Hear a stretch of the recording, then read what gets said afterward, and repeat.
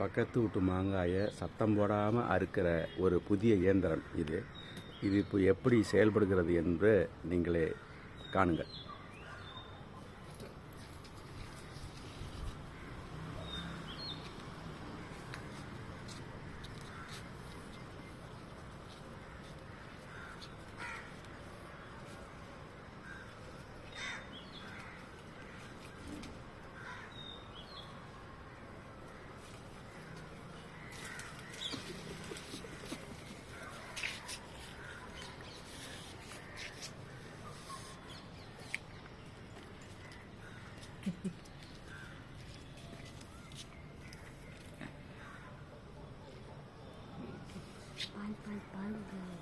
இதுதான் அந்த முறை.